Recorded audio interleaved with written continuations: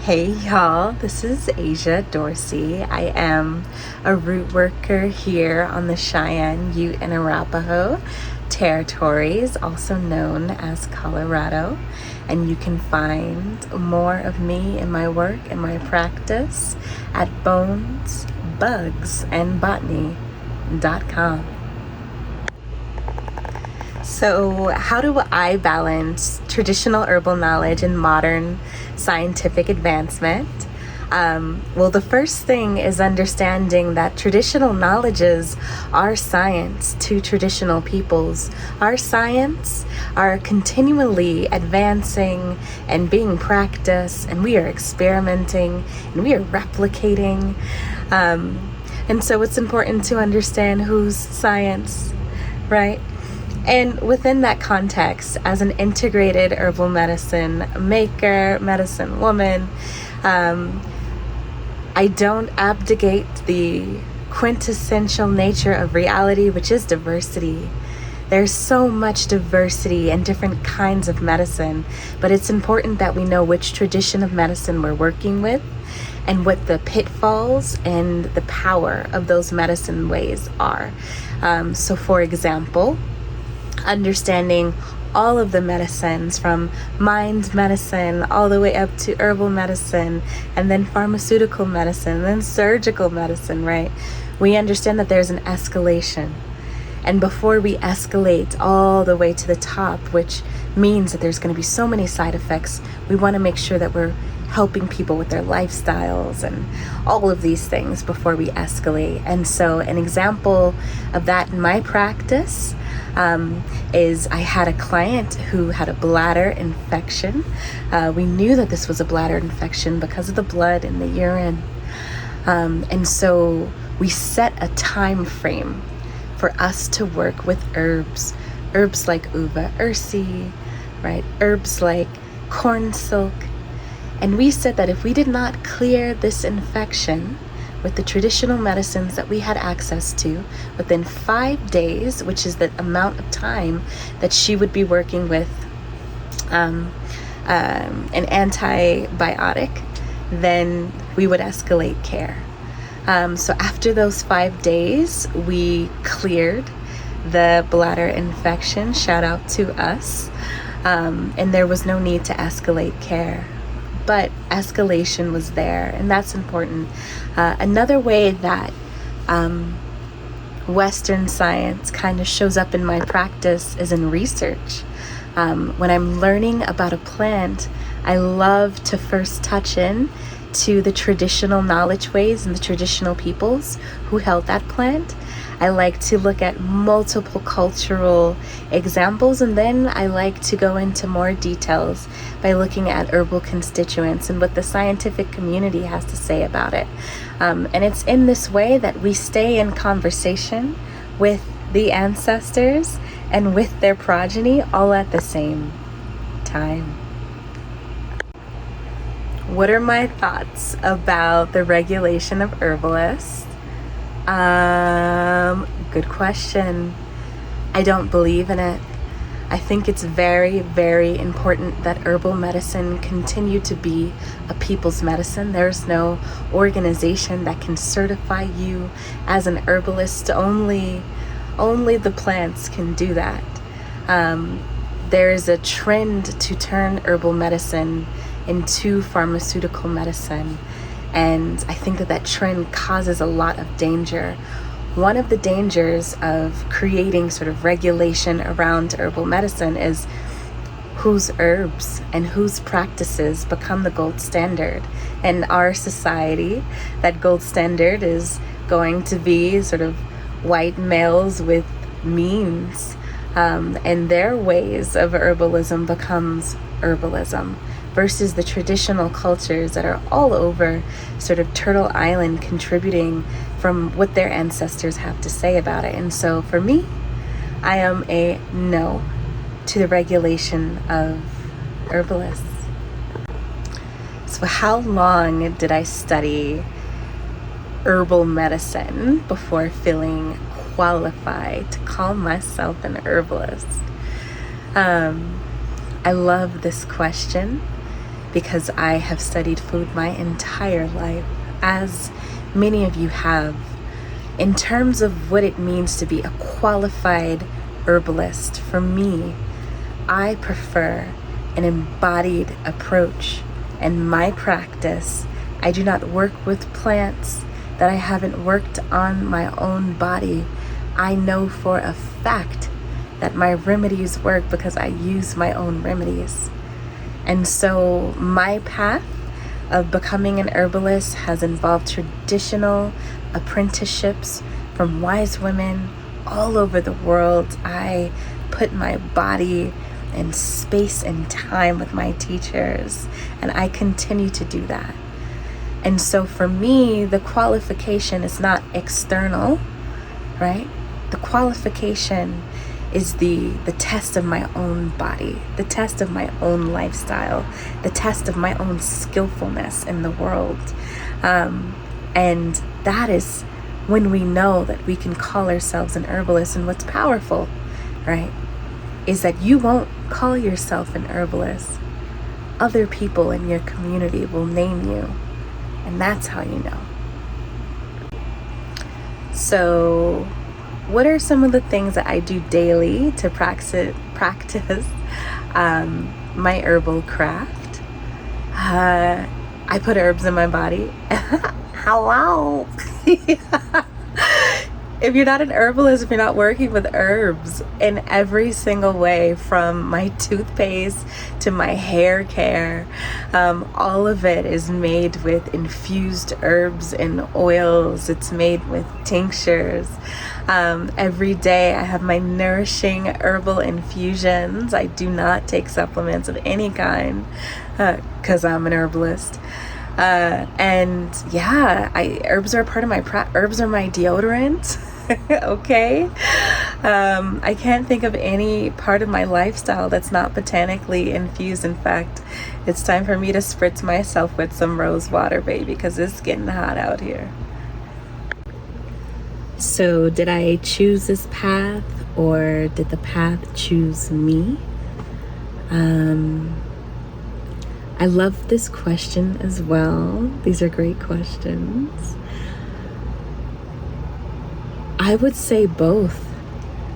I think that the context arises for us to become who it is that we're supposed to be, and it's our role to step through the gateway into our becoming, and to really claim it and to really name it. I did not know that I would become an herbalist. I was always in love with the earth, though.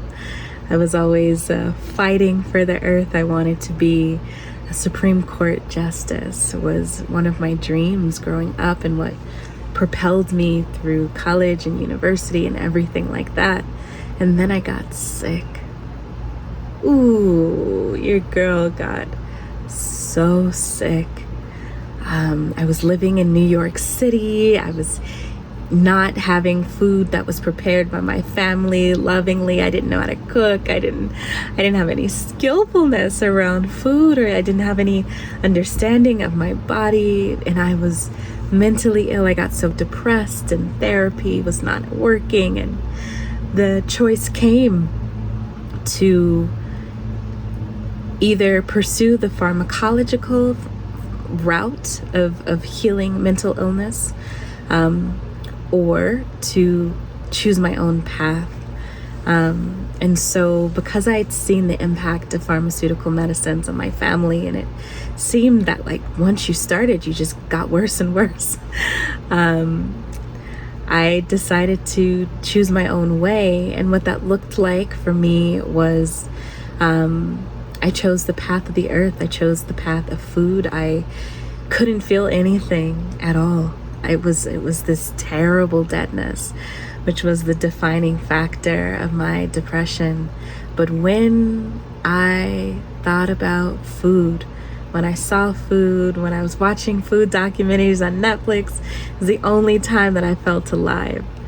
And so I followed that path and started taking courses in the food studies department, my university, and that led me to a book by Michael Pollan called The Botany of Desire, or another book of his, The Omnivore's Dilemma, where I was introduced to permaculture through Polyface Farm and Joel Salatin. And so I left university to travel and study permaculture, and it was there that I met my first mentor, Kay Baxter, who really taught me the foundations of food as medicine and planted this idea that I could heal my depression with food. And so after being with Kay and really like learning different systems, like the first thing that I healed was my cat allergy using stinging nettle. And I reverse engineered what I learned about how allergies worked, and I found the compounds and constituents that were there on the farm. And so I got quercetin from the orange peel of the mandarin tree, and I got my omega-3 fatty acids, which are anti-inflammatory, from hand feeding the chickens rapidly growing green herbs so that their egg yolks would become orange, which for me was an indicator not only of vitamin A, which is anti-inflammatory, but the predominance of omega-3 fatty acids. And so I got my omega-3s from chicken eggs, and that was really the first thing I fully healed on my own. And after I left Kawanga Institute, I went back home to New York, and I endeavored to heal my depression with bones, bugs, and botany, which is the name of my practice. So how do I know what the potency of my herbal concoctions are? Do I care? Is the answer. We think of potency as power all the time, and potency is often linked in patriarchy with the strongest thing, right? We have pharmacology, which really tries to get the active ingredient of a plant, which makes all of those other constituents the passive ones.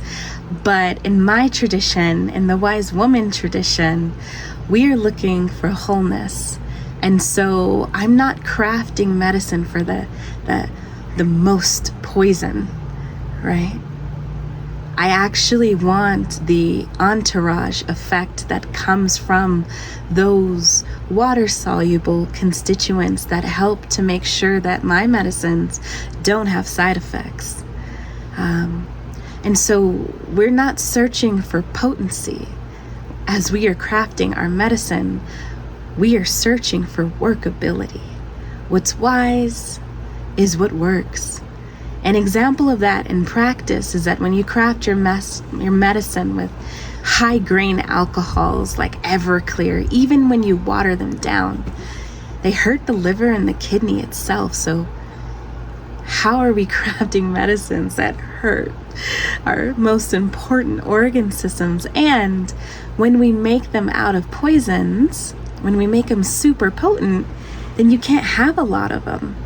But what's interesting is plants like echinacea, which we use to fight maybe bacterial infections and to strengthen our immunity.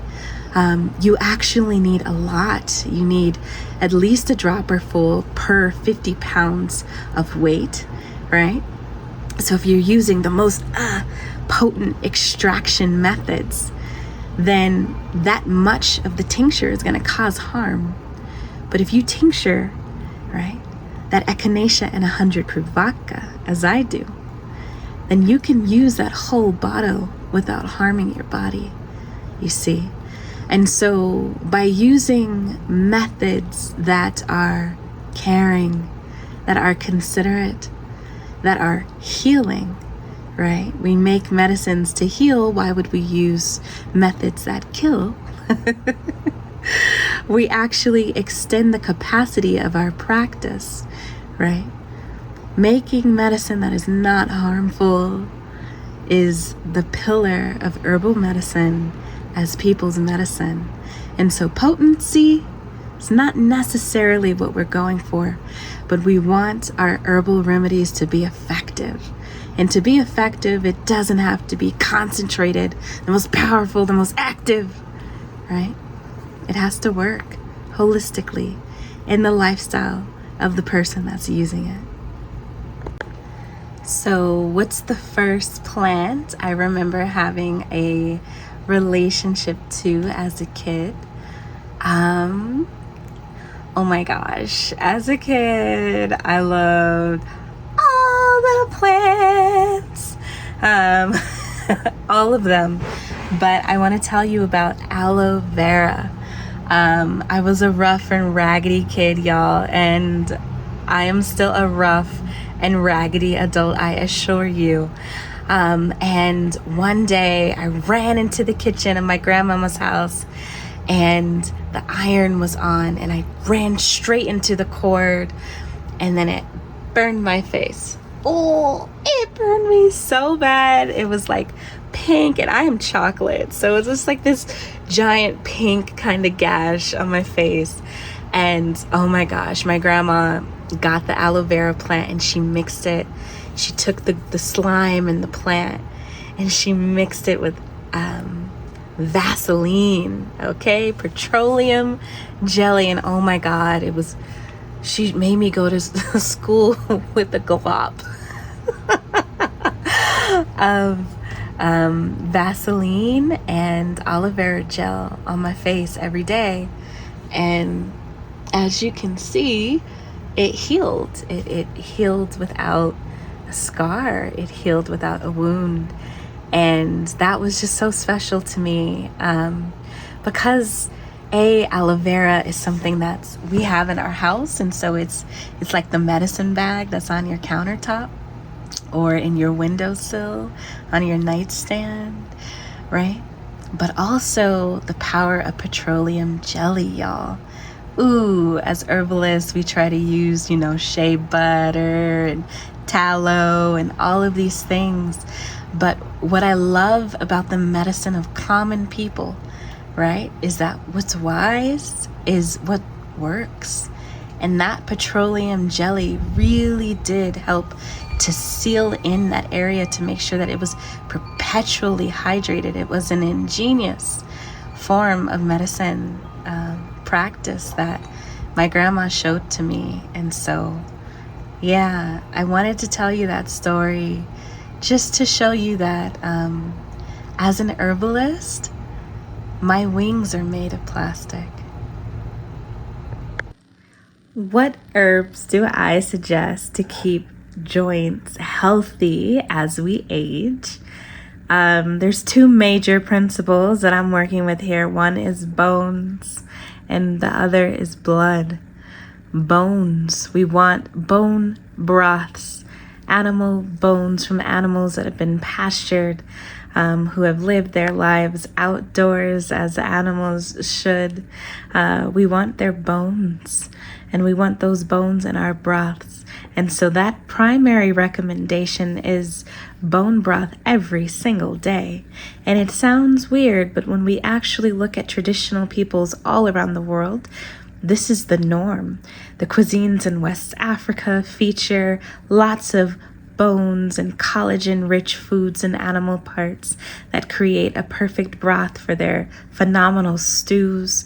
We see Koreans and Taiwanese folks and Japanese folks with their ramen creating these beautiful broths that they brew for centuries and have recipes that they pass down in their families. We see so many soups coming out of Western European traditions and all around the world. And it's because not only do these collagen-rich soups and stews help to nourish our joints, they help to hydrate our entire body. They help to deactivate anti-nutrients in grains, beans, and legumes. They help to make more complete the proteins in animal meat, right? And so folks get really concerned about meat being inflammatory, but when you cook it in the bone, the ages or advanced glycation in products that come from high heat cooking do not occur, right? So the broth as the center of the diet for any person who wants to age healthfully. There's a reason why you feed soups to old folks, right? It's not just because it's more easy to digest, which it is, but it's also because these foods that are easy to digest at our age are also easy to digest at all stages of our lives. So bones is the first thing, and then blood is the next. What we want to do is make sure that blood is always circulating in the areas by good use, right?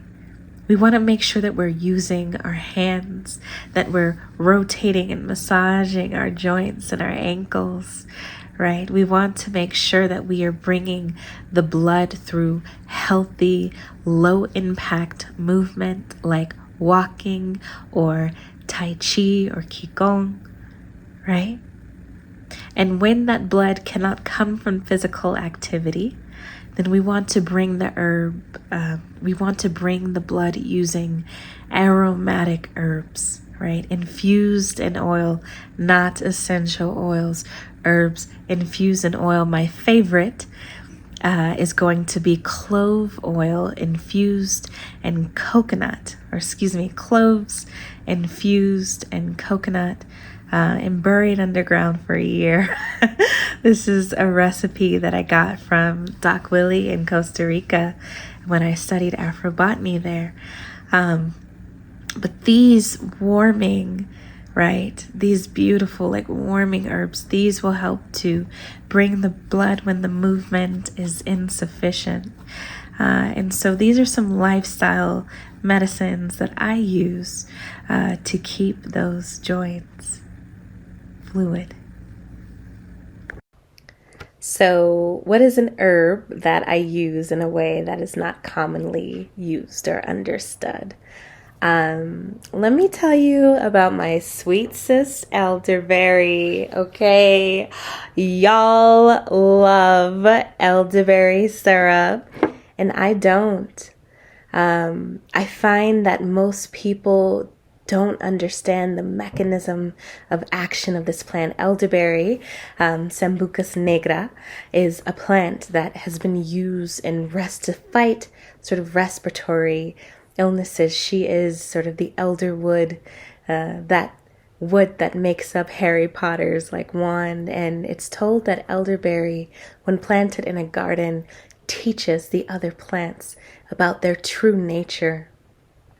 And so elderberry is, she's one of the most important antiviral sort of cold and flu remedies that I keep in my medicine bag. But I do not keep her in a syrup because the way that she works is to recreate the conditions in your body such that they are not amenable to the proliferation of viruses. In particular, elderberry, who's rich in anthocyanins, has the capacity to tackle sweet blood, right? And so by limiting the virus's ability to sugar in the blood, that's one of the ways that elderberry helps to protect us against cold and flus. That's why she's so efficient. She changes our metabolism, right? She increases our metabolism so that we're better able to work with sugar. And so I use elderberry as a primary metabolic herb. Lots of people use maybe bitter remedies for folks who have metabolic issues, high blood pressure, diabetes, high cholesterol. These sorts of things are coupled often. But I like to turn to elder, especially if the person has a sweet tooth. So elderberry is one of my favorite metabolic herbs. And also I use elderberry for energy. She is the one I go to if I'm attempting to burn the candle at both ends, which we should never do. But instead of a stimulant like coffee or tea, caffeine, or something like that, I find that nourishing the jing, right? Nourishing our energy at the source is one of the things that elder is capable of doing. And so no, I do not make a sugary syrup of a plant who helps us to control our blood sugar. I tincture her in 100 proof vodka. So the best way to get calcium, magnesium, and potassium in your body without taking a pill is eating your greens. Y'all are mad, but listen, hearty greens, well cooked, about 4 hours, the way soul food does it, baby. That's going to be the best way to get those nutrients, because it's not just those nutrients, right? And that's why your pill doesn't work. It's because when we're eating the real food, we're also getting the fiber that helps the large intestines, that helps the colon, right? That helps us pull cholesterols out of our body. We're also getting the vitamin A, which helps us to continue to see at night, even until our age. It helps to regenerate our bones, right? We're also getting the magnesium, okay, from the chlorophyll, which is actually very similar instruction to heme iron. I like to say chlorophyll is plant heme. So we're getting that yummy chlorophyll. We're getting them antioxidants, right? Ooh, and especially from brassicas, we're getting the organosulfur compounds, which are so anti-cancer. And so I just want you to eat your greens. I want you to eat cooked greens every single day. Yes, every single day. And a nice hack is getting like frozen spinach. And you can wake that up with some lemon juice or with some capers, which are high in quercetin, which has really active against your allergies. Capers is the best food source of that. And so eat your cooked greens every day. And for those of you who you can't, or you won't, or you don't want to, my favorite cooked greens are nettle infusion. And that is 1 ounce of dry nettle in a quart jar filled to the top with boiling water, tightly lidded and steeped for 4 hours or overnight. 1 cup of nettle infusion has 300 to 500 milligrams of calcium in it. It's more than a cup of milk. Not only does it have that calcium, it has that potassium, it has that magnesium, and it has so much more, right? So much more. So having your green infusions like nettle and comfrey, these really help us to get our greens in our diet, but there's no escape of needing your greens, right? This is going to be the difference between abundant wellness and pharmacology. All right, y'all. Well, it was beautiful sharing some words of wisdom with you. You can follow me at www.bonesbugsandbotany.com. There's a wonderful seasonal mailing list. We have 2 powerful courses each year. The first is Soul Food Genius. We offer it self-paced and in person for folks of the African diaspora. And we also have the winter herbal immersion, where we actually focus in on all the things that you need to build your bones. All right. Peace.